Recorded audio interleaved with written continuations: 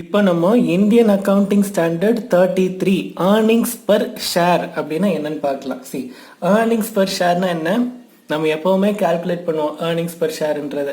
அதாவது paste on my returns, அதாவது ஒரு கம்பெனிலேருந்து வர ரிட்டர்ன்ஸை பேஸ் பண்ணி ஒரு ஷேர் ஹோல்டர் எவ்வளோ ஏர்ன் பண்ணுறாங்க அப்படிங்கிறத கண்டுபிடிக்கிறது தான் வந்து earnings per share. Indian accounting standard 33 என்ன சொல்றாங்க அப்படின்னா determination and presentation of EPS. Determination and presentation of இபிஎஸ்னா எப்படி இபிஎஸ் கால்குலேட் பண்ணணும், அதை எப்படி ப்ரெசென்ட் பண்ணணும் அப்படின்னு. சரி, இப்போ ப்ரெசன்டேஷன் பார்ட்டில் பார்த்தோம்னா ரெண்டாக கிளாஸிஃபை பண்ணியிருப்பாங்க. என்னது? ஒன்று வந்து பேசிக் இபிஎஸ் ஒன்று கால்குலேட் பண்ணுவாங்க, இன்னொன்று டைல்யூட்டட் இபிஎஸ் ஒன்று கால்குலேட் பண்ணுவாங்க. ஆனுவல் ரிப்போர்ட் எடுத்து பார்த்தீங்கனாலே தெரியும், ரெண்டுமே இருக்கும். பேசிக் இபிஎஸ், டைல்யூட்டட் இபிஎஸ் ரெண்டுமே இருக்கும். சரி, ரெண்டுத்துக்கும் என்ன டிஃப்ரென்ஸ் அப்படின்னு பார்த்தா, பேசிக் இபிஎஸ்ல ஈக்விட்டி ஷேர்ஸை மட்டும் கன்சிடர் பண்ணா தட் இஸ் பேசிக் இபிஎஸ். அதே டைல்யூட்டட் இபிஎஸ்ல தே வில் கன்சிடர் டெட்னா debenture holder,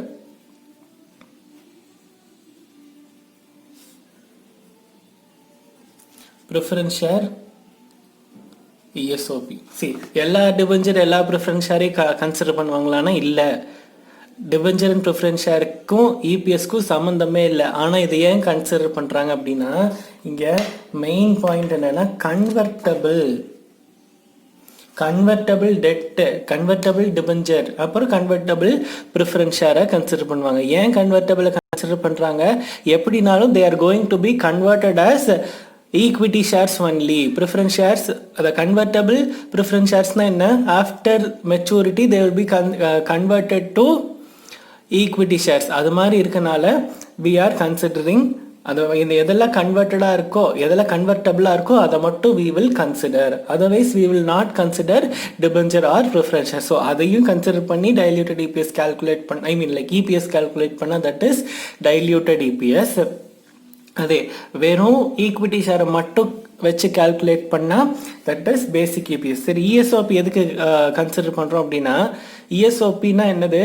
employee stock option plan. இன்னைக்கு அந்த ஈக்விட்டி ஷேர்ஸ் இருக்காது.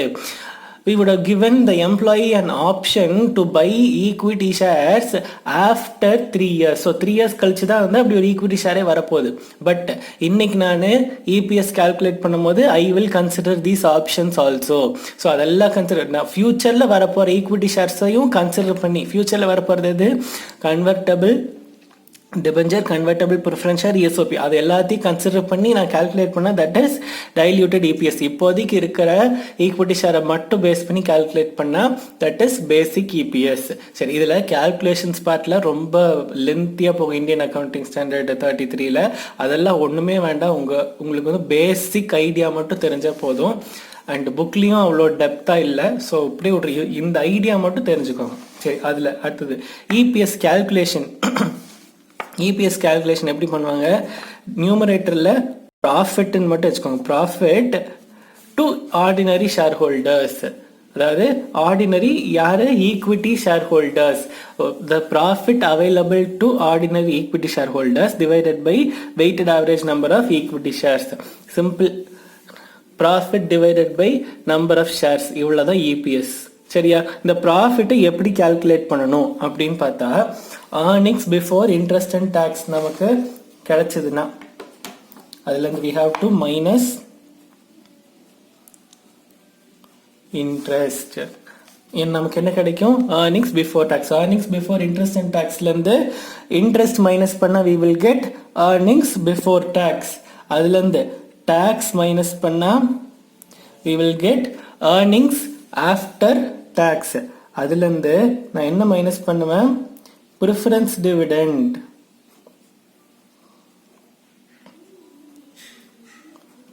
அது மைனஸ் பண்ணக்கப்புறம் I will get profit and loss available to equity share holder. See, simple.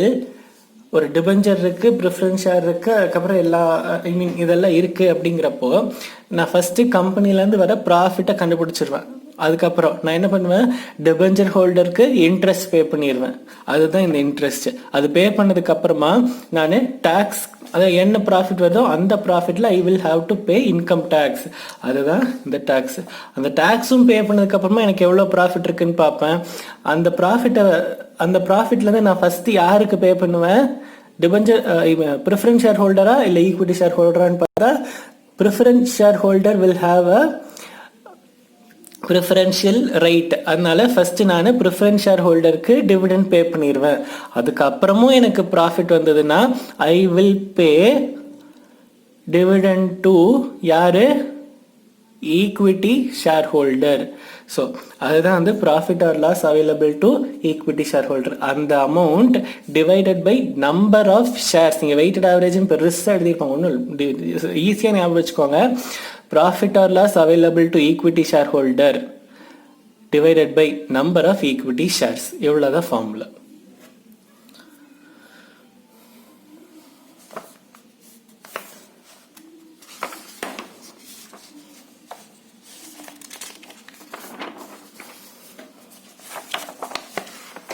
அடுத்தது valuation of shares, business and intangible assets.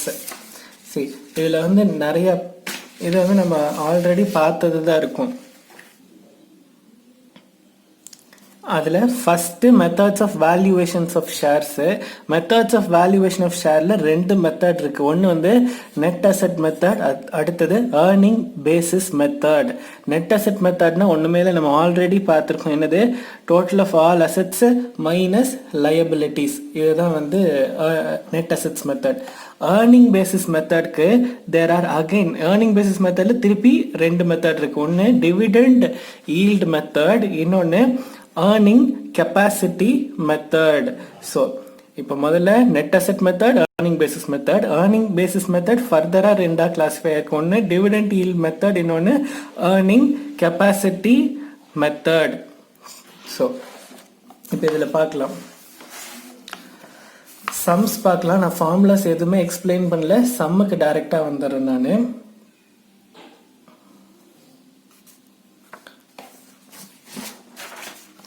என்ன கொடுத்துருக்காங்க?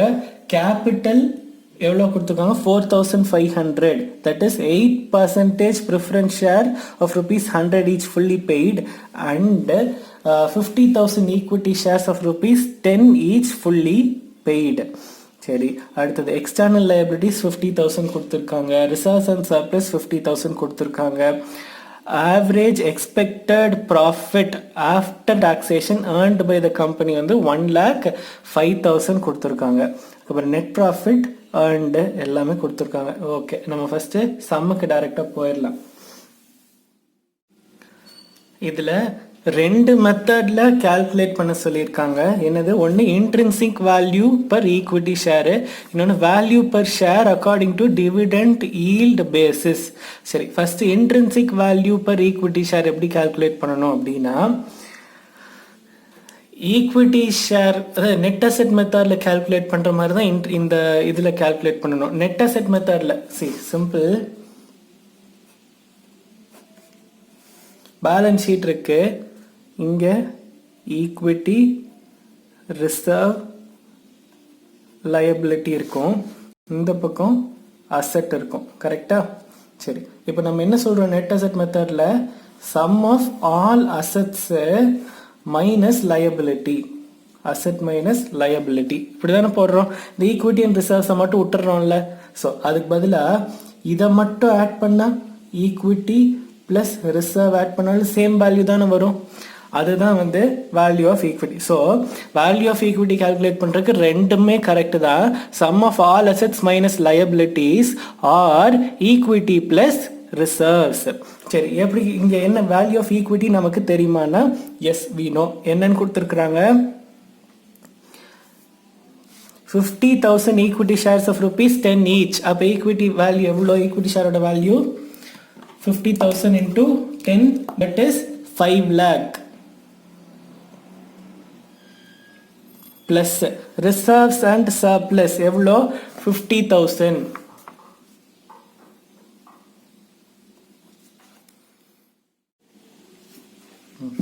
இப்போ வேல்யூ ஆஃப் ஈக்விட்டி எவ்வளோ? 5,50,000.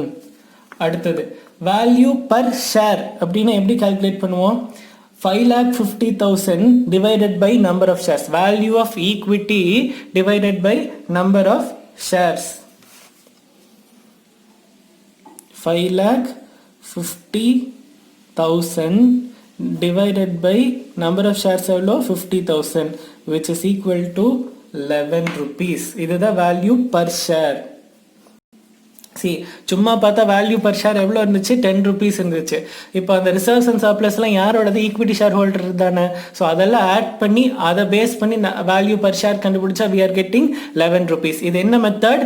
Intrinsic value or intrinsic value மெத்தட்னு சொல்லுவாங்க, ஆர் இன்ட்ரின்சிக் வேல்யூ பர் ஷேர்னு சொல்லுவாங்க. So என்னன்னாலும் ஆர் ஃபேர் வேல்யூ மெத்தட் இப்படி எல்லாம் கேட்டிருந்தா you have to calculate using this method. இது இன்னொரு மெத்தட்லையும் எப்படி கால்குலேட் பண்ணலாம்? Net asset method, that is all assets minus liabilities. அதுக்கு பதிலா equity and reserves ஆட் பண்ணாலும் we will get the same value. So fair value method, net asset method, intrinsic value method or சும்மா calculate intrinsic value per share இப்படி எப்படி கேட்டாலும் சரி இந்த method use பண்ணிக்கலாம். அடுத்தது என்ன கேட்டிருக்காங்க? dividend yield பேஸ் பண்ணி கேட்டிருக்காங்க. dividend yieldக்கு என்ன formula? dividend per share divided by normal rate of return கேட்டிருக்காங்க. சரி, இங்கே நம்மளுக்கு dividend கொடுத்துருக்காங்களா கொஸ்டின்ல அப்படின்னா டிவிடெண்ட் வந்து இவங்க கொடுக்கல. அப்போ டிவிடெண்ட்டை நம்ம தான் கண்டுபிடிக்கணும். சரி, டிவிடெண்ட் எப்படி கண்டுபிடிக்கிறது? ரேட் ஆஃப் டிவிடெண்ட் எப்படி கண்டுபிடிக்கிறது அப்படின்னு பார்த்தா டிவிடெண்ட் எதை பேஸ் பண்ணி கொடுப்பாங்க? Profit available to equity share holders base பண்ணி தான் கொடுப்பாங்க. ஸோ முன்னாடியே நம்ம என்ன படிச்சிருக்கோம் அந்த இதில் எப்படி profit available to equity share holder பார்த்தோம். earnings before tax less interest less tax less preference dividend pay பண்ணதுக்கு அப்புறம் கிடைக்கிறது தான் profit available to equity shareholders. இங்கிட்ட என்ன இருக்குது? ஆவரேஜ் ப்ராஃபிட் ஆஃப்டர் டேக்ஸ் இருக்கு. டிவிடெண்ட் மட்டும் பே பண்ணல. யாருக்கு? ப்ரிஃபரன்ஸ் ஷேர் ஹோல்டர்ஸ்க்கு டிவிடெண்ட் மட்டும் பே பண்ணல. ஸோ அதை மட்டும் நான் லெஸ் பண்ணிக்குவேன். சரி, இது போக இன்னொரு எக்ஸ்ட்ரா ஐட்டம் நம்ம இங்கே லெஸ் பண்ணுறோம். என்னது அப்படின்னா ரிசர்வ்க்கு ட்ரான்ஸ்ஃபர் பண்ண அமௌண்ட். ரிசர்வ்க்கு ட்ரான்ஸ்ஃபர் பண்ணிட்டா அந்த அமௌண்ட்டை இப்போ நம்ம டிவிடெண்டாக கொடுக்க மாட்டோம். அது share holder equity share holder fund தான். பட் இமீடியட்டாக நம்ம டிவிடெண்டாக பே பண்ண மாட்டோம். இன் ஃபியூச்சர் பீரியட் அவங்க அதை எடுத்துக்குவாங்க based on resolutions passed in the company. So ரிசர்வ்க்கு ட்ரான்ஸ்ஃபர் பண்ணதை மைனஸ் பண்ணிடுவோம் அண்ட் ப்ரிஃபரன்ஸ் டிவிடெண்ட்டுக்கு பே பண்ணதை வி வில் மைனஸ். ஏன்? எங்கிட்ட இருக்க டேட்டா என்ன? ப்ராஃபிட் ஆஃப்டர் டேக்ஸ் தான் இருக்கு. அதனால அதுலேருந்து நான் ப்ரிஃபரன்ஸ் டிவிடெண்ட் மைனஸ் பண்ணணும். அது போக இந்த கொஸ்டின்ல ஸ்பெசிஃபிக்காக ரிசர்வ்ஸுக்கு ட்ரான்ஸ்ஃபர் பண்ணியிருக்காங்க. அதனால I am detecting amount transferred to reserves also. Minus பண்ணா we will get 58,500. சரி, இதை பேஸ் பண்ணி we have to first find rate of dividend. ஏன் rate of dividend கண்டுபிடிக்கிறோம்? ஃபார்முலால we need dividend, rate of dividend வேணும் நமக்கு. அதனால தான் நம்ம rate of dividend கண்டுபிடிக்கிறோம். எப்படி? 58,500 இது என்னது? earnings available to equity shareholders divided by total equity shareholder.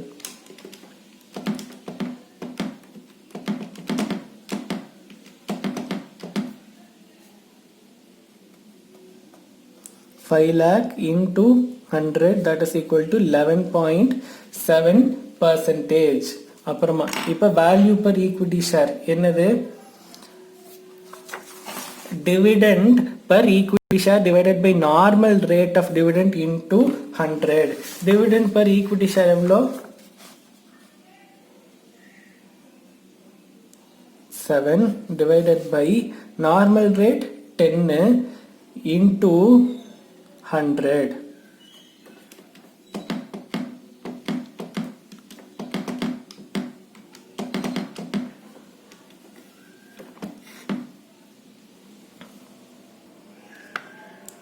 Sorry, இந்த ஃபார்முலா போட்டு இந்த இடத்துல ஒர்க் அவுட் ஆகுது. அதுக்கு முன்னாடி மேலேயே ஒரு ஃபார்முலா இருக்கு. Possible rate of dividend divided by normal rate of dividend into paid up value per share. இங்கே பாசிபிள் ரேட் ஆஃப் டிவிடெண்ட் எவ்வளோ? 11.7. நார்மல் ரேட் ஆஃப் டிவிடெண்ட் கொஸ்டின்லேயே கொடுத்துட்டாங்க, தட் இஸ் 10%. சி, நார்மல் ப்ராஃபிட் இங்கே வந்து 10% கொடுத்தாங்க into paid up value per share ஃபார்முலாவில். So paid up value per share எவ்வளோ? 10 rupees fully paid up. So இங்கே 10. ஏன் இங்கே போட முடியல அப்படின்னா இந்த 11.7 எஸ் இங்கே வந்து பர்சன்டேஜில் இருக்குது. இங்கே ஃபார்முலாவில் என்ன கொடுத்துருக்காங்க, டிவிடெண்ட் இன் ருப்பீஸ் கொடுத்துருக்காங்க. ஸோ அதனால தான் நான் போடல. திருப்பி அந்த ஃபார்முலாவில் நான் அப்ளை பண்ணி காமிக்கிறேன். ஸோ இங்கே value per equity share is ₹11.7. இப்போ கீழே இருக்க ஃபார்முலாவில் அப்ளை பண்ணி பார்க்கலாம். நான் அப்போவே ஸ்டேட் பண்ண ஃபார்முலாவில் அப்ளை பண்ணுவேன். டிவிடெண்ட் பர் ஷேர் எவ்வளோ அப்படின்னா ₹10 into 11.7%. 1.17 தான் dividend per share. In terms of rupees பார்த்தா ஏன் 11.7% டிவிடெண்ட் on what, on paid up value தான் வந்து 11.7. ஸோ அந்த ஃபார்முலாவில் போட்டால் பெய்ட் அப் வேல்யூ போட்டால் ₹1.17 they will pay me divided by என்னது divided by normal rate of dividend divided by 10 into என்னது 100, which is equal to ₹11.7. So ரெண்டு ஃபார்முலாலையும் அப்ளை பண்ணலாம். இங்கே வந்து பர்சன்டேஜில் இருந்துச்சு, அதனால நான் இந்த ஃபார்முலா யூஸ் பண்ணேன். ருப்பீஸில் போட்டால் I have to first find dividend in rupees, அதுக்கப்புறமா I have to apply this formula. Dividend in rupees எப்படி கண்டுபிடிச்சேன், based on my dividend percentage, அதை பேஸ் பண்ணி நான் டிவிடெண்ட் இன் ருப்பீஸ் கண்டுபிடிச்சு சப்ஸ்டியூட் பண்ணிட்டேன்.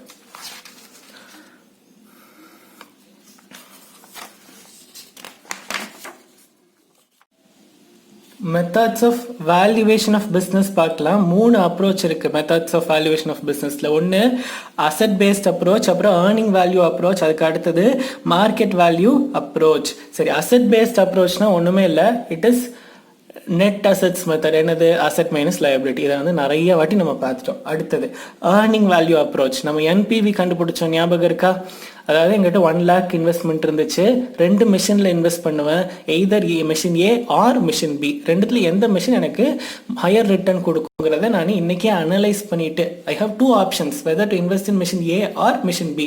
ஸோ எதில் வந்து எனக்கு ஹையர் ரேட் ஆஃப் ரிட்டர்ன் கொடுக்கும்னு சொல்லி நான் இன்னைக்கே அனலைஸ் பண்ணிட்டு அதுக்கப்புறமா ஐ வில் இன்வெஸ்ட். ஸோ அதை எதை பேஸ் பண்ணி அனலைஸ் பண்ணுறோம், based on present value, discounting factor, இதெல்லாம் பேஸ் பண்ணி வி வில் அனலைஸ். ஸோ ஏர்னிங்ஸை பேஸ் பண்ணி we are valuing something. அடுத்தது last one market value approach. See market value அப்ரோச்னா இப்போ எனக்கு வந்து I am a company dealing in pharma industry. இப்போ இதே மாதிரி இன்னொரு company dealing in pharma industry கூட கம்பேர் பண்ணி 2 கம்பெனியோட ஷேர்ஸும் மார்க்கெட்டில் என்ன ரேட்டில் வித்துட்ருக்கு அப்படிங்கிறத பார்த்தோம்னா அதில் எது வந்து பெட்டராக பர்ஃபார்ம் பண்ணுதோ தட் இஸ் அதுதான் வந்து நல்ல company. So based on my market value if I am going to டிசைட்னா that is market value approach. இது எல்லாமே என்ன கம்பெனியாக இருக்கும், லிஸ்டட் கம்பெனியாக இருந்தால் தான் we can use market value approach. அடுத்தது methods of valuation of intangible assets. அதில் அகெயின் 3 அப்ரோச்சஸ் ஆர் தேர். ஒன்று cost approach, market value approach and economic value approach. இதில் இந்த economic value approach, market value approach எல்லாமே போய் last சாப்டரில் நம்ம பார்த்துக்கலாம். இப்போதைக்கு இன்டான்ஜிபிள் அசட்ஸில் ஒரு டைப் என்ன, குட்வில். அந்த குட்வில் வேல்யூவேஷன் மட்டும் இப்போவே பார்த்துடலாம். என்ன methods of valuation of goodwill, நம்ம 12th படித்த அதே மெத்தட்ஸ் தான். ஒன்று average profit, super profit method and capitalisation of average profit. சரி, இப்போ ஆவரேஜ் ப்ராஃபிட் மெத்தடில் சம் பார்க்கலாம். என்னது, 3 years ப்ராஃபிட் கொடுத்துட்டாங்க, number of years of purchase, capital employ, normal rate of return கொடுத்துட்டாங்க. 2 மெத்தடில் கால்குலேட் பண்ண சொல்லியிருக்காங்க. ஒன்று ஆவரேஜ் ப்ராஃபிட் மெத்தட், இன்னொன்று சூப்பர் ப்ராஃபிட் மெத்தட். சரி, first average profit method. Average profit மெத்தடில் கால்குலேட் பண்ணுறதுக்கு first we need average profit. இங்கே 3 years ப்ராஃபிட் கொடுத்துருக்காங்க. ஸோ அதை பேஸ் பண்ணி I will find average profit. எப்படி, 2000 + 20,000 + 18,000 divided by 3, which is equal to 13,333. So average profit is 13,333. இப்போ அடுத்தது இதுலேருந்து நம்ம என்ன கால்குலேட் பண்ணணும், குட்வில் கால்குலேட் பண்ணணும். குட்வில்லோட ஃபார்முலா என்ன, ஆவரேஜ் ப்ராஃபிட் மெத்தடில் average profit into number of years of purchase. இங்கே average profit 13,333 into number of years of purchase எவ்வளோ, 4 years. So into 4. answer will be 53,333. அடுத்தது சூப்பர் ப்ராஃபிட் மெத்தடில் கேபிட்டல் எம்ப்ளாய்டு கொடுத்துருக்காங்க. அதுக்கப்புறம் normal profit we have to find. Normal profit எப்படி கண்டுபிடிப்போம்? Based on my capital employed. சரி, normal profit is equal to 1 lakh into என்னது? Normal rate of return எவ்வளோ? 10% into 10% which is equal to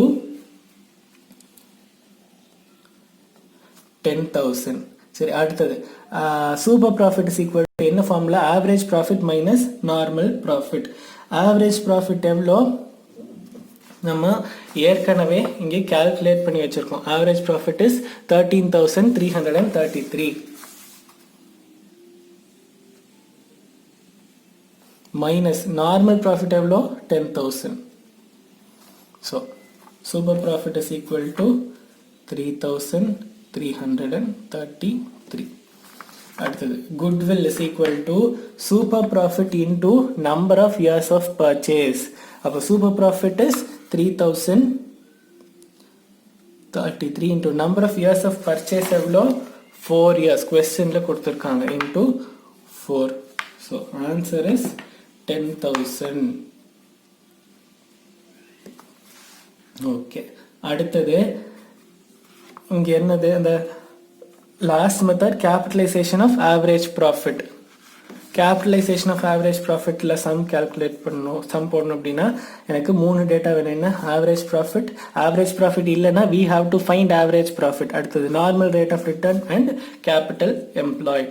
சரி, average profit first capitalisation formula என்ன? Average profit divided by normal rate of return. Average profit இங்கே எவ்வளோ? 60,000 divided by 10% into 100. so that is 6 lakh. see, இங்க percentage symbol போட்டா இங்க 100 போட வேணாம். percentage symbol போடலன்னா we have to put 100.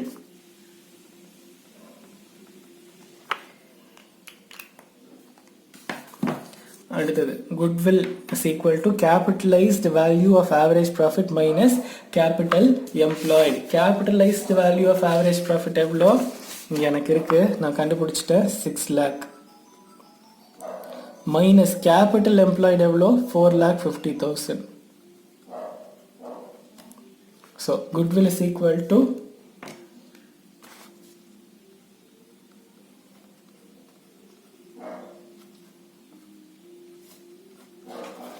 1,50,000.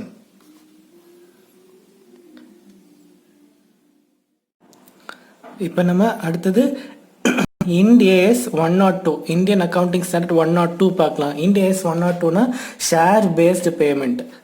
Share based பேமெண்ட்னா ஒரு கம்பெனி ஏதாச்சும் ஒரு அசெட் பர்ச்சேஸ் பண்ணுது, சரியா? அசெட் பர்ச்சேஸ் பண்ண we have to pay cash. அதுக்கு பதிலாக அந்த கம்பெனியோட ஷேரவே அவங்க கொடுத்துட்டாங்கன்னா that is share based payment. So ஒரு பேமெண்ட் வந்து கேஷாக பே பண்ணுறதுக்கு பதிலாக ஷேர், அந்த கம்பெனியோட ஷேர் கேபிட்டல் எடுத்து அந்த செல்லருக்கு கொடுத்துட்டாங்க, that is called as share based payment. So இங்கே எக்ஸ் கம்பெனி இருக்கு, என்ன பர்ச்சேஸ் பண்ணுறாங்க? கூட்ஸ் வாங்குறாங்க, இல்லை வந்து அசெட் பர்ச்சேஸ் பண்ணுவாங்க, இல்லைன்னா வந்து சர்வீசஸ் ஏதாச்சும் கன்சியூம் பண்ணியிருப்பாங்க. எக்ஸ்டர்னல் பார்ட்டிக்கிட்ட இருந்து ஒரு கூட்ஸ் வாங்கலாம், இல்லை அது ரா மெட்டீரியல் தான் கூட்ஸ். ஸோ ரா மெட்டீரியல் வாங்கலாம், ஆர் சம் அசெட் வாங்கியிருக்கலாம், இல்லைனா அவங்க வந்து ஏதாச்சும் அந்த external party could have rendered some service to X company. இந்த மாதிரி ஏதாச்சும் ஒரு சுச்சுவேஷன் நடந்திருந்து அவங்களுக்கு பேமெண்ட்டாக வந்து எக்ஸ் கம்பெனியோட ஷேரை இவங்களுக்கு கொடுத்துருந்தாங்கன்னா that is called as share based payment. சரி, இதில் நான் இன்க்ளூஷன்ஸ் எல்லாம் என்னது, எதெல்லாம் வந்து இந்த ஷேர் பேஸ்ட் பேமெண்ட்டு கீழே வராது அப்படின்னு பார்த்தா ரைட் ஷேர் வராது. ரைட் ஷேர் யாருக்கு கொடுப்போம்? எக்ஸிஸ்டிங் ஷேர் ஹோல்டர்ஸ்க்கு கொடுக்குறத right share. So share based payment கீழே ரைட் ஷேர் இன்க்ளூட் ஆகாது. அடுத்தது amalgamation, absorption or any kind of take over, இதெல்லாம் வந்து will not be covered under share based payments. அடுத்தது recognition of share based payment other than employees. சரி, அதில் பார்க்கலாம். எம்ப்ளாயீஸை தவிர்த்து, ஏன்னா எம்ப்ளாயீஸ்க்கும் நம்ம வந்து instead of paying them bonus நான் ஷேராக கொடுத்துட்றேன், இல்லை வந்து instead of paying some salary, அதாவது இவ்வளோ சேலரிக்கு பதிலாக கொடுக்க மாட்டாங்க, ஏதாச்சும் ஒரு அப்ரிஷியேட் பண்ணுறதுக்காக 3 years சர்வீஸ் பண்ணதுக்கு அப்ரிஷியேட் பண்ணுறதுக்கு, இல்லை 5 years சர்வீஸ் பண்ணுறதுக்கு அப்ரிஷியேட் பண்ணுறதுக்கு, இல்லைனா வந்து ப்ரொடக்டிவிட்டி இவ்வளோ பண்ணதுக்காக அப்ரிஷியேட் பண்ணுறதுக்கு எம்ப்ளாயீஸ்க்கு கேஷாக ரிவார்ட் பண்ணுறதுக்கு பதிலாக they may issue some shares of the company. So அதை தவிர்த்து வேறு எப்படி ஷேர் கொடுத்தா அதை எப்படி வேல்யூ பண்ணணும், எம்ப்ளாயீஸ்க்கு கொடுக்குறத தவிர வேறு எந்த பார்ட்டிக்கும் பே பண்ணுறதுக்காக ஷேர் இஷ்யூ பண்ணியிருந்தாங்கன்னா அதை எப்படி வேல்யூ பண்ணணும், அதில் ரெண்டாக பிரிச்சுக்கலாம். ஒன்று asset or goods, asset or raw material purchase பண்ணும் போது ஷேர் பேஸ்ட் பேமெண்ட் பண்ணியிருந்தாங்கன்னா எப்படி, இல்லை சர்வீஸ் வாங்கிட்டு அதுக்காக ஷேர் பேஸ்ட் பேமெண்ட் பண்ணியிருந்தாங்கன்னா எப்படி. சரி, அசட் ஆர் கூட்ஸ் வாங்கும் போது ஷேர் பேஸ்ட் பேமெண்ட் பண்ணியிருந்தாங்கன்னா,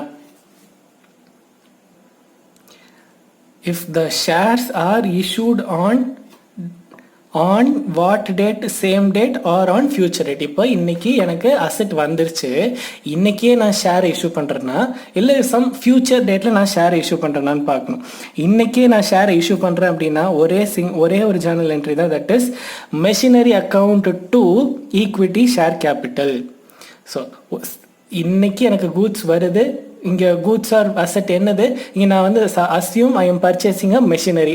ஸோ அப்போ machinery is coming in, so machinery account to equity share capital. அதே இன்னைக்கு மெஷினரி வந்துருச்சு, ஆனால் நான் ஷேர் இன்னைக்கே இஷ்யூ பண்ணல, சம் ஃபியூச்சர் டேட்டில் பொறுமையாக தான் நான் பேமெண்ட் பண்ணுறேன், நான் வந்து கிரெடிட் பர்ச்சேஸ் பண்ணிவிட்டு நான் பேமெண்ட் ஃபியூச்சர் டேட்டில் தான் பண்ணுறேன் அப்படின்னா, வாங்கின உடனே machinery account to share based payment reserve, ஒரு ரிசர்வ் கிரியேட் பண்ணி அந்த ரிசர்வில் அமௌண்ட்டை போஸ்ட் பண்ணிட்டேன். அதுக்கப்புறமா பேமெண்ட் டேட் அன்னைக்கு share based payment reserve to equity share capital. இங்கன்னா சிங்கிள் என்ட்ரி, அதே வந்து வெவ்வேறு டே பர்ச்சேஸ் பண்ணது ஒரு டேட்டு, பேமெண்ட் பண்ணது வேறு டேட்னா we have to create a reserve, அந்த ரிசர்வ் கிரியேட் பண்ணிட்டு அதுக்குலேருந்து அதுக்கு வி வில் ட்ரான்ஸ்ஃபர். பேமெண்ட் பண்ண டேட் அன்னைக்கு SBP reserve to equity share capital இந்த என்ட்ரி போட்டு வி வில் ட்ரான்ஸ்ஃபர். சரி, இப்போ இது எதுக்கு பார்த்தோம், அசட் ஆர் கூட்ஸுக்கு பார்த்தோம். அதாவது அசட் ஆர் ரா மெட்டீரியல், கூட்ஸ்னா என்னது, ரா மெட்டீரியல் பர்ச்சேஸ்.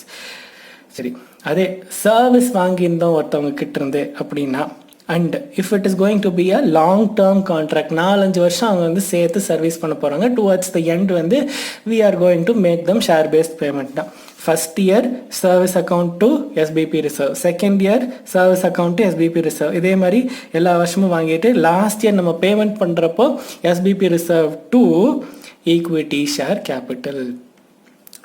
அவங்க என்ன பண்ணுவாங்க, எவ்ரி இயர் 4 வருஷம் சர்வீஸ் பண்ணி முடிச்சிருவாங்க. At the end of 4th year நம்ம அவங்களுக்கு பேமெண்ட் பண்ணுவோம். In what mode, we will issue share capital instead of paying them cash. அப்படிங்கிறப்போ நம்ம அவங்களுக்கு எப்படி ஷேரை இஷ்யூ பண்ணுவோம், எப்படி என்ட்ரி போடுவோம், ஃபர்ஸ்ட் எவ்ரி இயர் அவங்க சர்வீஸ் ரெண்டர் பண்ண we will create a reserve.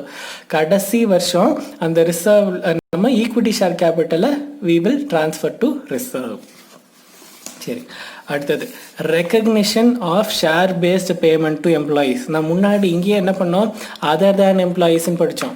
இப்போ எம்ப்ளாயீஸ்க்கு வந்துடலாம். அதில் vesting condition, no vesting condition 2 criteria கொடுத்தாங்க. சரி, வெஸ்டிங் கண்டிஷன்னா என்ன, நோ வெஸ்டிங் கண்டிஷன்னா என்ன, சிம்பிள். எந்த கண்டிஷனுமே ஸ்டேட் பண்ணாமல் நீங்கள் வந்து ஷேரை ஏதோ ஒரு பேமெண்ட் பண்ணுறதுக்காக எம்ப்ளாயிக்கு நம்ம ஷேரை கொடுத்துட்டோம் அப்படின்னா there is no vesting condition. அதே இன்னைக்கு ஒரு கண்டிஷன் ஸ்டேட் பண்ணுறோம், என்ன அப்படின்னா, இன்னும் 3 years நீ இதே கம்பெனியில் வேலை செஞ்ச அப்படின்னா then after 3 years you can take so many shares அப்படின்னு சொன்னால் that is a vesting condition. அதே மாதிரி இனி 2 yearsக்குள்ளே நீ இவ்வளோ ப்ரொடக்டிவிட்டி லெவல் அச்சீவ் பண்ணிட்டேன்னா you can have these number of ஷேர்ஸ்ன்னு சொல்லிட்டா that is also a vesting condition.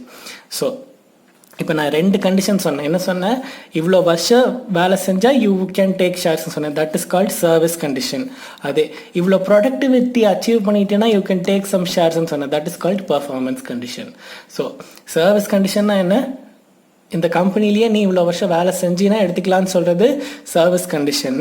அதே வந்து இவ்வளோ ப்ரொடக்டிவிட்டி அச்சீவ் பண்ணிட்ட அப்படின்னா யூ கேன் டேக் த ஷேர்ஸ்ன்னு சொன்னால் அது வந்து பர்ஃபார்மன்ஸ் கண்டிஷன். சரி, இதை என்ன ரேட்டில் நம்ம ரெக்கக்னைஸ் பண்ணணும் அப்படின்னா, நமக்கு இந்த கண்டிஷன் ஸ்டேட் பண்ணுறப்பவே we will have a rough estimate of what எவ்வளோ எம்ப்ளாயீஸ் இந்த கண்டிஷனை சாட்டிஸ்ஃபை பண்ணுவாங்கன்னு சொல்லி ஒரு ரஃப் எஸ்டிமேட் இருக்கும். ஸோ அந்த எஸ்டிமேட்டை பேஸ் பண்ணி தான் இந்த ரிசர்வ் கிரியேட் பண்ணணும்.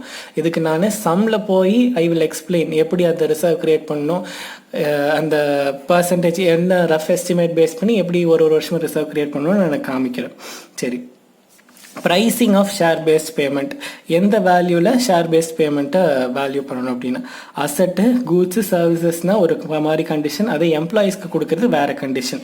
சரி, அசட் கூட்ஸ் அண்ட் சர்வீசஸ்க்கு என்ன கண்டிஷன் அப்படின்னா, ஷேரோட வேல்யூவை நம்ம ஃபஸ்ட்டு பார்க்க மாட்டோம். நம்ம ஃபஸ்ட்டு என்ன பண்ணுவோம், நம்ம வாங்கின அசட்டோ இல்லை நம்ம வாங்கின கூட்ஸோ இல்லை வந்து நம்ம எடுத்துக்கிட்ட சர்வீஸோ அதோட வேல்யூ பார்ப்போம். அது நமக்கு தெரிஞ்சிருச்சுன்னா fair value of that asset.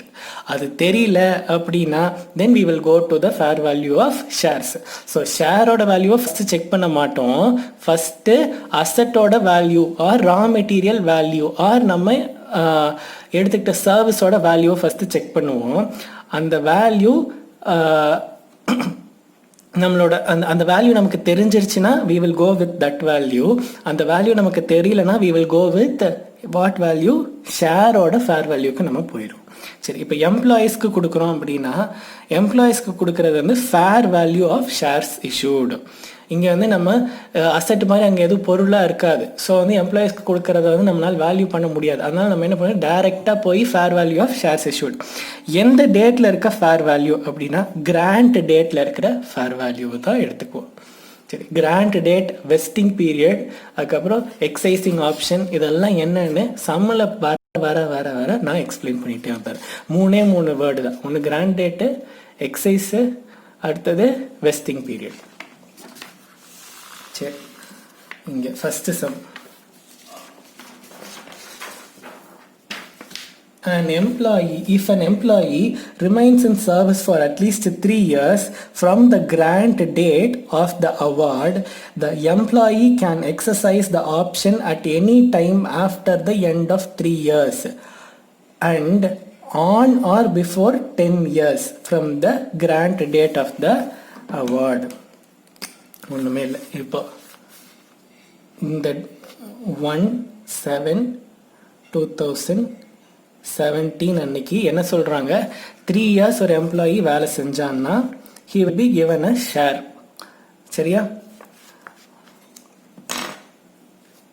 இப்போ 3 yearsனா 2018, 19, 20, 1/7/2020 வரைக்கும் அவன் வேலை செஞ்சா he will be given a share. அந்த ஷேரை அவன் எவ்வளோ நாளைக்குள்ளே வாங்கிக்கணும், 10 yearsக்குள்ளே, 1/7/2027 வாங்கிக்கணும். சரியா? இப்போ இந்த பீரியட் இருக்குல்ல, இந்த பீரியட் அவன் கண்டிப்பாக வேலை செய்யணும்னு சொல்கிறோம்ல, அது வந்து வெஸ்டிங் பீரியட். ஓகேவா? இந்த டேட்லேருந்து இந்த டேட்டுக்குள்ளே அவன் வாங்கிக்கணும்னு சொல்கிறோமில்ல, அது வந்து எக்ஸர்சைஸ் பீரியட். இந்த date is called grant date. சரியா? எந்த டேட்டில் அவங்க அதை அனௌன்ஸ் பண்ணுறாங்களோ that date is called grant date. எந்த பீரியட் அவன் கண்டிஷனை சாட்டிஸ்ஃபை பண்ணணுமோ, அதாவது 3 years அவன் வேலை செஞ்சாதான் அந்த ஷேர் கிடைக்கும் அப்படின்னு சொல்கிறோம்ல, அந்த கண்டிஷன் சாட்டிஸ்ஃபை பண்ண வேண்டிய period is called vesting period. அந்த டேட்டோட இந்த டேட்டோட அவன் வந்து கண்டிஷன் சாட்டிஸ்ஃபை பண்ணிட்டான். சரி, உடனே அவனுக்கு ஷேர் கொடுத்துருவோமானா இல்லை, அவன் வந்து கேட்கணும், இந்த மாதிரி நான் ஷேரை வாங்கிக்கிறேன் அப்படின்னு சொல்லி அவன் கேட்பான். ஸோ அவன் வந்து எந்த டேட்டுக்குள்ளே அதை கேட்டிருக்கணும், நெக்ஸ்ட் 7 years, தட் இஸ் இந்த டேட்லேருந்து 10 yearsக்குள்ளனா இந்த டேட்லேருந்து 7 yearsக்குள்ள.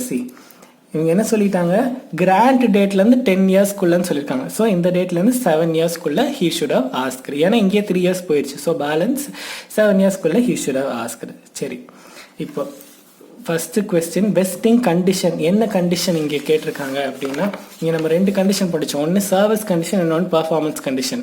சர்வீஸ் கண்டிஷன்னா இவ்வளோ நம்பர் ஆஃப் இயர்ஸ் வேலை செய்யணும்னு சொன்னால் சர்வீஸ் கண்டிஷன். அதே வந்து இவ்வளோ ப்ரொடக்டிவிட்டி அச்சீவ் பண்ணியிருக்கணும்னு சொன்னால் that is called performance condition. அப்போ இங்கே என்ன கேட்டிருக்காங்க, இங்கே என்ன சொல்லியிருக்காங்க, he should remain in service for at least 3 yearsன்னு சொல்லியிருக்காங்க. So this is called service condition. இதுலேருந்து ஏதாச்சும் ஒன்று தான் ஒன் வேர்டில் வரும். நான் எல்லாமே மார்க் பண்ணி வச்சுருக்கேன் ஸோ தட் என்ன கேட்டாலும் எழுதுகிற மாதிரி. சரி, அடுத்தது வெஸ்டிங் பீரியட் என்ன? 3 years. இதுதானே vesting period. So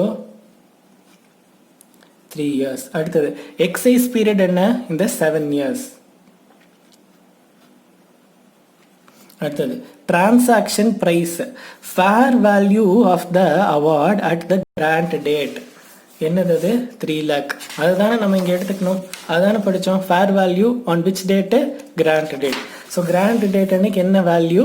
3 lakh. So 3 lakh. அடுத்தது அமௌண்ட் ரெக்கக்னைஸ்ட் ஈச் இயர். பாருங்க, மொத்தமாக ஒரு எம்ப்ளாய்க்கு எவ்வளோ கொடுக்க போகிறோம்? 3 lakh கொடுக்க போகிறோம். ஈச் இயர் எவ்வளோ ரெக்கக்னைஸ் பண்ண, நம்பர் ஆஃப் இயர்ஸ் என்ன, வெஸ்டிங் பீரியட் எவ்வளோன்னு பார்க்கணும். அந்த வெஸ்டிங் பீரியடால் வி ஹாவ் டு டிவைட் பண்ணி வர ஆன்சர் தான் அதுதான் வந்து ஈச் இயர். இப்போ இங்கே ரிசர்வ் கிரியேட் பண்ணிகிட்டே வந்தோமா, இங்கே ஜேர்னல் என்ட்ரி எல்லாம் போட்டு அந்த ரிசர்வில் எவ்வளோ அமௌண்ட் போடணுங்கிறத இங்கே அமௌண்ட் ரெக்கக்னைஸ் ஈச் இயர்னு கேட்டிருக்காங்க. ஸோ இங்கே 1 lakh. ஓகேவா? அடுத்த question, an entity grants share options to a director on the condition that the director does not compete with the reporting entity for at least 3 years. The fair value of the award at the date of grant including effect of non-compete clause is rupees 1,50,000. சரி, என்ன சொல்லியிருக்காங்க அப்படின்னா, ஒரு கம்பெனியில் ஒரு director இருக்கார். அவர் கூட என்ன கான்ட்ராக்டில் என்டர் பண்ணியிருக்காங்க அப்படின்னா, அவர் வந்து இதே மாதிரி இருக்கிற ஒரு கம்பெனி வெளியில் போய் ஆரம்பிக்கக்கூடாது. அதான் நான் compete with the reporting entity. இந்த கம்பெனியில் ஒரு டைரக்டர் இருக்காரு. அவர் வந்து இதே மாதிரி ஒரு கம்பெனி, இதை கூட அது இதே மாதிரி கம்பெனினா, இந்த வெளியில் போய் இதே மாதிரி கம்பெனி ஆரம்பிச்சா என்ன ஆகும்? இந்த கம்பெனி கூட ஹீ வில் காம்பெட். ஸோ அந்த நான் கம்பீட் கிளாஸ், இதே மாதிரி ஒரு company he should not start for at least a period of 3 years. இப்போ அதுக்காக அவங்க கொடுக்குற அமௌண்ட் எவ்வளோ? 1,50,000. ஸோ ஈச் இயர் எவ்வளோ அமௌண்ட் ரெக்கக்னைஸ் பண்ணணும்னு கேட்குறாங்க. ஃபஸ்ட்டு இது வெஸ்டிங் கண்டிஷனான்னு பார்ப்போம். வெஸ்டிங் கண்டிஷன் ரெண்டு கண்டிஷன் தான் இருக்குது. என்னது? சர்வீஸ் கண்டிஷன், இன்னொன்று பர்ஃபார்மன்ஸ் கண்டிஷன். இது இப்போ நம்ம கிட்ட கொஸ்டினில் இருக்கிறது என்ன? நான் கம்பீட்டுன்னு சொல்லிட்டாங்க. அது சர்வீஸ் கண்டிஷன் ஆனால் இல்லை. அது நம்ம ப்ரொடக்டிவிட்டி எங்கேயாச்சும் கவுண்ட் பண்ணுதானே? இல்லை. ஸோ இது வந்து ஒரு வெஸ்டிங் கண்டிஷனே கிடையாது. ஸோ நான் compete class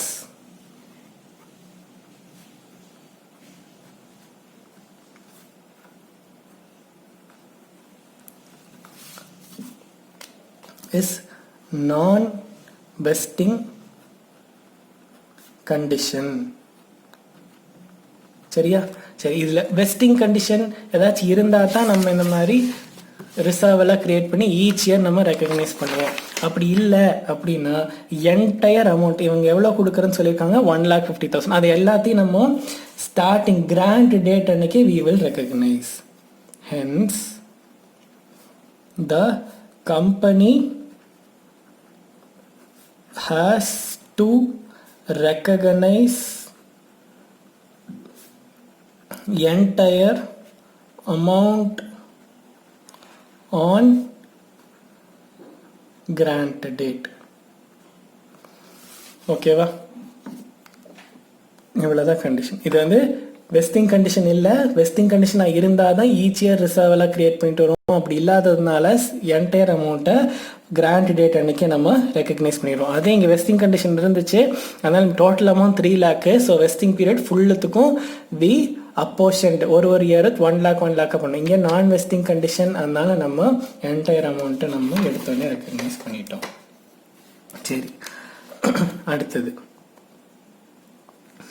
X Limited has issued 100 shares to each of its 1,000 employees under a share-based payment plan subject to the following conditions. First, the employees have to serve in the company for 3 years. இது vesting கண்டிஷனா? S.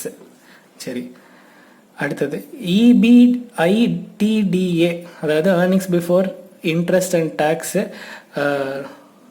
but after depreciation of the company should be 85 lakhs in 3 years.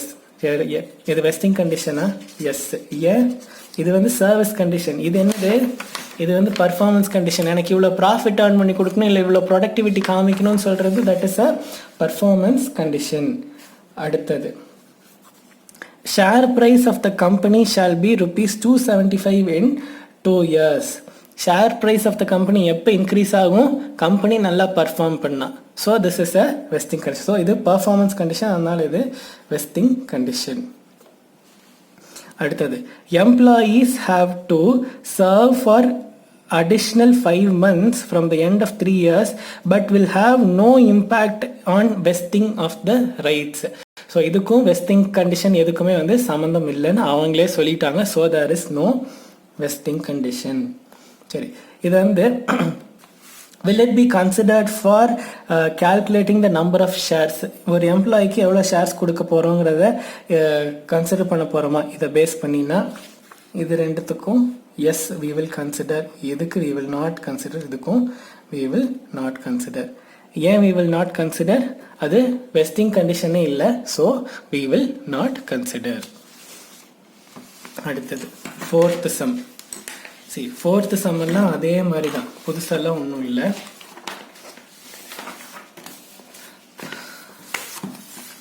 Six 600 employees இருக்காங்க. offered 100 shares of rupees 10 each with condition that should be in service for 3 years. so vesting condition என்னது? service condition. ஓகேவா? vesting period எவ்வளோ? 3 years. அடுத்தது transaction price எவ்வளோ? இங்கே grand date அன்னைக்கு fair value எவ்வளோன்னு பாருங்கள். ஃபேர் வேல்யூ அந்த அனௌன்ஸ்மெண்ட் எவ்வளோ? 36 இன்டூ எத்தனை நம்பர் ஆஃப் ஷேர்ஸு? 600 எம்ப்ளாயீஸா? So into 600 into number of shares எவ்வளோ? 100 which is equal to 21,60,000.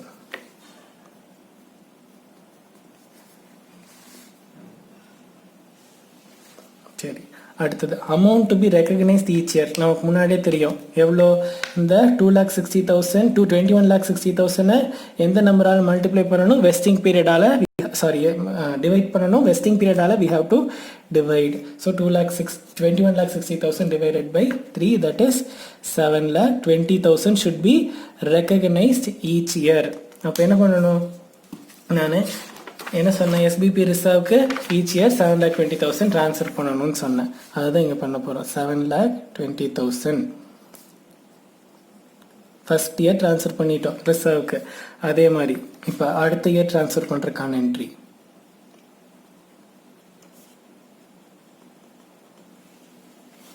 இப்போ தேர்ட் இயர் ட்ரான்ஸ்ஃபர் பண்ணுறதுக்கான என்ட்ரி. ஸோ இது வரைக்கும் நம்ம பேமெண்ட் பண்ணல, we are just transferring it to reserve. Payment பண்ணும்போது என்ன என்ட்ரி வரும்? SBP reserve to equity share capital. இப்போ SBP reserveக்கு எவ்வளோ அமௌண்ட் போகும்? நம்ம டோட்டல் அமௌண்ட் எவ்வளோ பே பண்ணணும்? 21,60,000. கரெக்டா? சரி, இப்போ ஷேர் கேபிட்டல் எவ்வளோ, செக்யூரிட்டிஸ் ப்ரீமியம் எவ்வளோ அப்படின்னு பார்க்கணும். இப்போ ஷேர் கேபிட்டல் வந்து வெறும் 10 rupees தான். அதே வந்து நம்ம ஃபேர் வேல்யூ எடுத்ததுனால 36 வேல்யூ பண்ணுறோம். ஸோ 26 rupees வந்து ப்ரீமியமில் இருக்கும். அதே 10 rupees தான் வந்து ஷேர் கேபிட்டலில் இருக்கும். ஸோ இன்டூ 600 இன்டூ 100, இங்கேயும் இன்டூ 600 இன்டூ 100 போட்டு எவ்வளோ வரும்? இங்கே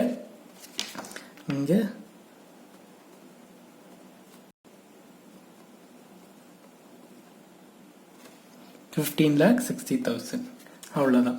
சரி, இப்போ இங்கே P&L to employee benefit, P&L to employee பெனிஃபிட்னு இருக்கா? அது என்னன்னா, each year we have to recognize this as an expense. நம்ம பே பண்ணலனாலும் P&L போய் we have to recognize this as an expense each year. கடைசி வருஷம் தான் பே பண்ணுறோம், தேர்ட் இயர் தான் we are making payment. But அதை என்டையர் அமௌண்ட்டையும் கொண்டு வந்து தேர்ட் இயரில் P&L எக்ஸ்பென்ஸாக காட்டுறதுக்கு பதிலாக 7,20,000 ஈச் இயர் நம்ம எக்ஸ்பென்ஸாக காமிச்சிட்டே வந்துடுவோம். ஸோ இங்கே எம்ப்ளாயி பெனிஃபிட் SBP ரிசர்வ், அதுக்கப்புறம் P&L to எம்ப்ளாயி பெனிஃபிட் அதே அமௌண்ட் தான். எவ்வளோ அமௌண்ட் ரிசர்வ்க்கு ட்ரான்ஸ்ஃபர் பண்ணுறோமோ அதே amount should be recognised as an expense in P&L.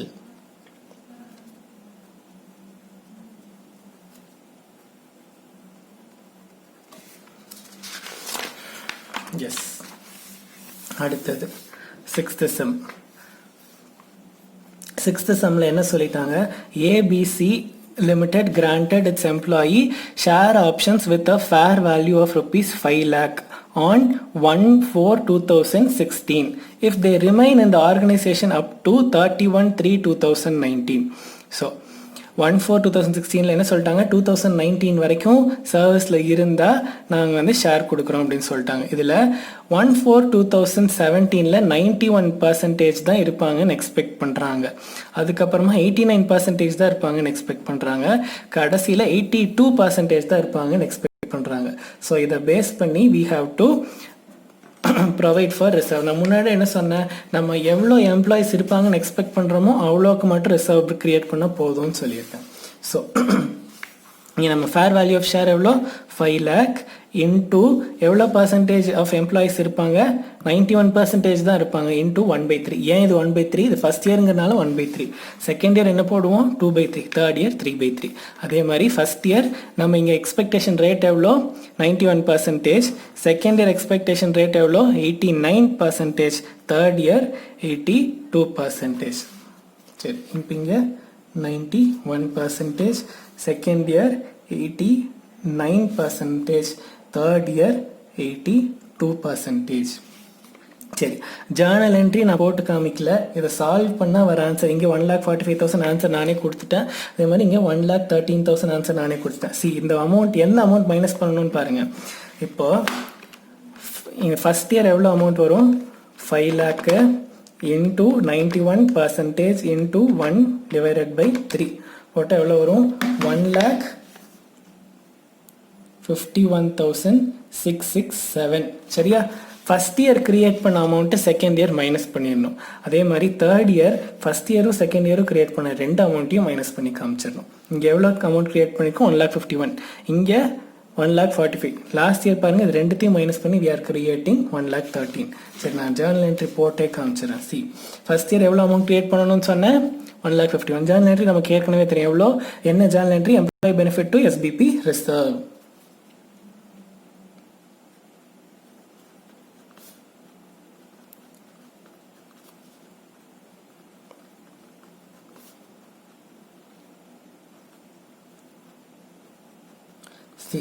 ஒன்றுமே இல்லை, how much amount will be transfer to SBP reserve in second year அப்படிங்கிற மாதிரி தான் கொஸ்டின் வரும். ஒன் வேர்ட் பேப்பருங்கிறனால எல்லா ஜேர்னல் என்ட்ரியும் தெரியணும்னு இல்லை, ஆனால் லாஜிக் கரெக்டாக தெரிஞ்சிருக்கணும். இல்லாமல் சும்மா how much amount will be transfer to share based payment ரிசர்வ்னு கேட்டால் உங்களுக்கு புரியாது. அதனால you should know the journal entries. அதே மாதிரி ஃபஸ்ட் இயர் எவ்வளோ ட்ரான்ஸ்ஃபர் பண்ணுறாங்க, செகண்ட் இயர் எவ்வளோ ட்ரான்ஸ்ஃபர் பண்ணுறாங்க. ஏன் வந்து they are assuming that all 600 employees are going to serve for all the 3 years. அது இந்த சம்மில் என்ன சொல்லிட்டாங்க, ஃபஸ்ட் இயர் வந்து அவங்க எஸ்டிமேட் பண்ணி பார்த்தா 91% தான் இருப்பாங்கன்னு அவங்க எஸ்டிமேட் பண்ணுறாங்க. செகண்ட் இயர் அவங்களோட எக்ஸ்பெக்டேஷன் இன்னும் குறையுது, தேர்ட் இயர் இன்னுமே குறைஞ்சிருச்சு. ஸோ அதனால் பேஸ்ட் ஆன் எக்ஸ்பெக்டேஷன் தான் we can create reserve. அதனால் அந்த calculation you should compulsorily know.